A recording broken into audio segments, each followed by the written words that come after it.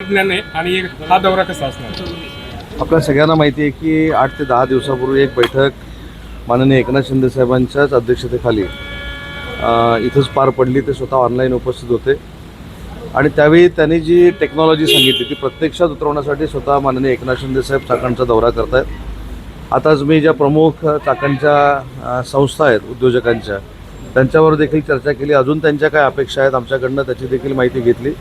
परंतु आम्ही हा टास्क स्वीकारलेला आहे. MIDCनं असेल, MMRDAनं असेल, आमच्या सार्वजनिक बांधकाम विभागानं असेल, हा टास्क स्वीकारलेला आहे आणि तो पूर्ण करण्याच्या दृष्टीनं आम्ही सगळे मिळून काम करतो आहे आणि त्याच्यामध्ये आम्हाला नक्की यश येईल याची खात्री माझ्यासारख्या उद्योग मंत्र्याला नक्की आहे. ही आता जे नवीन सिस्टीम तुम्ही राबवता ते रस्त्यांचे जे खड्डे भरण्यासाठी वापरता ते तर ती 40 टनाचीच असल्याचं समजते. त्यामुळं MIDC मध्ये येणारी जी वाहतूक आहे ती मोठ्या आधी एक पहिली गोष्ट तुम्हाला सांगतो की मी पुन्हा एकदा 7-8 दिवसांनी येऊन तुम्हाला मी एक पहिलं प्रेझेंटेशन देईन पूर्ण चाकण गावाचं.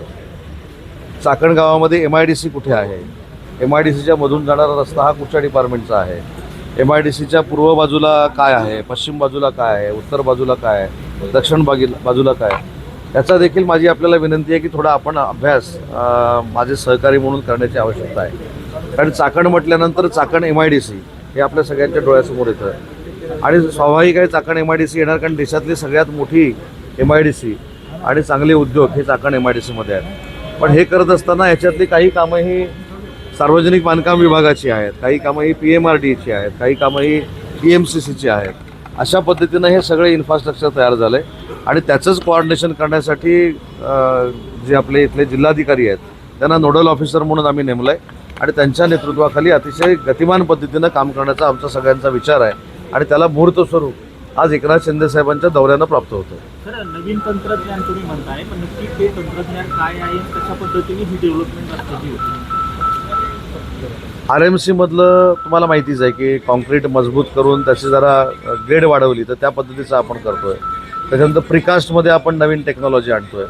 हा जर आपण सगळा विषय जर बघितला तर 0 पासून 54 किलोमीटर हा जो रस्ता आहे तळेगाव शिक्रापूर ह्या रस्त्यावरचे जास्त सगळ्यात प्रॉब्लेम्स आहेत आणि ते कशा पद्धतीनं दूर करायचे याच्यासाठीच माननीय शिंदेसाहेब या ठिकाणी येत आहेत.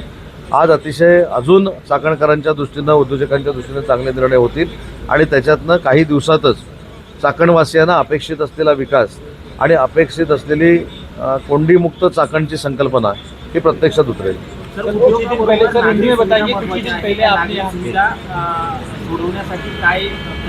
काय उद्योगधंद्यासोबत नागरी सुविधा त्या नागरी सुविधेचा एक पाण्याचा विषय आहे.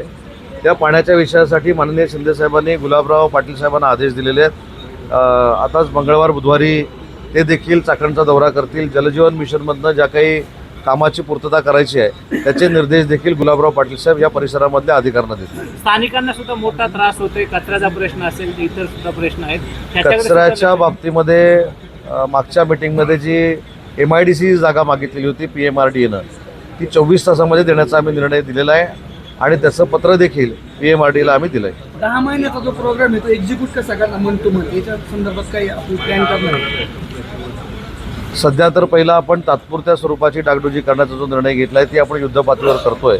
त्याच्यामध्ये 31 तारीख असेल किंवा त्याच्या अगोदर असेल नंतर असेल कुठच्याही परिस्थितीमध्ये नागरिकांना त्रास होणार नाही, ट्रॅफिक जाम होणार नाही अशा पद्धतीची रचना जी करायची तो आमचा प्रयत्न आहे.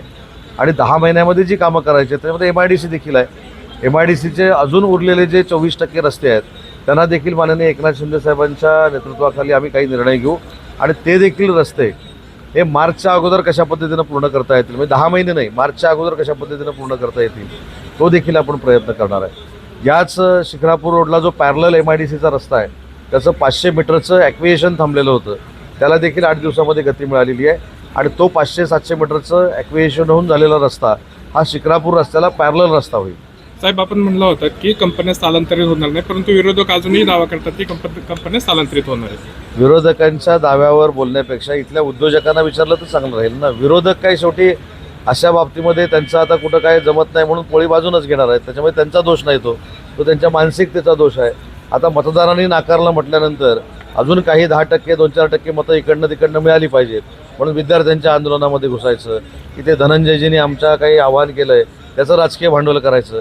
काय शेवटी जसा मी राज्याचा उद्योगमंत्री आहे तसा बिनकामाचा त्यांचा हा उद्योग आहे, त्यांच्यावर जास्त काय बोलायचं. तुमच्या दौऱ्यानंतर स्थानिकांनी या ठिकाणी उपोषण सुद्धा केलं होतं.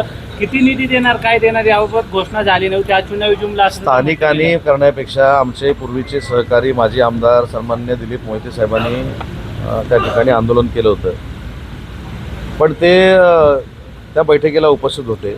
खरं तर ते लांब उभे असताना मी त्यांना जवळ बोलून त्यांच्या सगळ्या शंका दूर करण्याचा प्रयत्न केला, तरी ते माझ्यापासून का दूर गेले हे मला कळलं नाही. त्याच्यामुळे त्यांचं ते आंदोलन, त्याचा देखील आम्ही विचार करू, काय पुढं करायचं, कसं जायचं, त्याचा आम्ही नक्की मार्ग काढू. पण या चाकणकरांच्या विषयाचं कोणी राजकीय भांडवल करू नये ही माझी सूचना वजा विनंती आहे. आधी ते टाकलेल्या सुद्धा पाहणी केली, त्यानंतर हिंजवडीमध्ये सुद्धा पाहणी केली, त्या ठिकाणी सुद्धा रस्ते खराब असतात, दावा त्यांनी हो, तुमचं माझं भाग्य आहे, घरातनं बाहेर पडले, काय सांगताय तुम्ही. उद्योजकांनी बरोबर आहे डेडलाईन की दिली आहे. उद्योजकांनी डेडलाईन दिली आहे. दिलेल्या मुदतीत जर कामं झाली नाही तर आम्ही बाहेर पडू. साहेब, मी आत्ता सगळ्या उद्योजकांशी बोललो. तुम्हाला कोण उद्योजक सांगतायत मला माहीत नाही. जे ह्या संपूर्ण प्रक्रियेमध्ये आहेत त्या सगळ्या उद्योजकांना आत्ता घेऊन परत मी तासभर बसलेलो होतो. त्यांनी कुठेही असं मला सांगितलं नाही. तुम्हाला हा सांगणारा कोण उद्योगी आहे मला अजून कळलेलं नाही. पण आता मी जे सगळे धनंजयजी होते, कुलकर्णीजी होते, रवीजी होते, आमचे सगळे होते, तर त्यांनी असं कुठेही मला सांगितलं नाही की आम्ही कुठं निघून जातो आहे म्हणून. पण ठीक आहे, त्या विचारांना मी दोष देत नाही. शेवटी त्यांच्या ह्या सगळ्या भाबड्या विचारावर काही लोकांनी मताचं राजकारण करण्याचा प्रयत्न करतायत. ते हे उद्योगी आहेत. स्थानिकांनी आरोप केला आहे. 3 रस्ते जर झाले तर वाहतूक कोणती समस्या होते. PMRDAच्या रस्त्यावर देखील माननीय शिंदेसाहेब आज निर्णय घेऊन जातील. स्थानिकांनी आरोप केला आहे फक्त उद्योजकांची काळजी केली जाते, स्थानिकांबाबत मात्र स्थानिकांची काळजी केली जात नाहीये, स्थानिकांना विचार घेतला जात नाहीये. मी मगाशी सांगितलं की स्थानिक लोकांचे पाण्याचे प्रश्न सोडवण्यासाठी देखील पुढच्या आठवड्यामध्ये गुलाबराव पाटील साहेब येतील.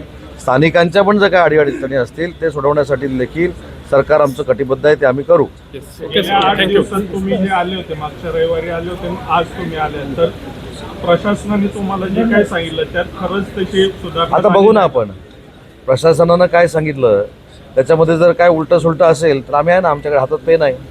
रविवारचे दौरे रविवारचेच का होतं, कारण रविवारी या ठिकाणी सुट्टी असते यामध्ये सुद्धा. नाही, मला असं वाटतं रोहित पवारांचा प्रश्न तुम्ही मला नका विचारू. तुम्ही खरं मला आभार मानले पाहिजेत माझे. काही एक मिनिट साहेब सांगतो. तुम्ही माझे आभार मानले पाहिजेत. ह्या सगळ्या लोकांचं दर्शन तुम्हाला व्हायला लागलंय. Okay sir, thank you. ब्लॅकलिस्ट करायला साहेब प्रोसिजर असते, ती प्रोसिजर डिपार्टमेंटनं सुरू केलेली आहे. असं ब्लॅकलिस्ट आता मला जाहीर केलं म्हणून दुसऱ्या मिनिटाला होतं. काम कोण करते आणि त्या दिवशी तुम्ही याच्या अगोदर काम झालं त्याच्यानंतर परत काम नाही झालं. मी साहेब तेच तुम्हाला सांगतो, आपण पूर्वग्रह दूषित कोणाबद्दलही करू नका. शिंदेसाहेब आता आलेले आहेत, मला त्यांच्याकडे जाऊ दे.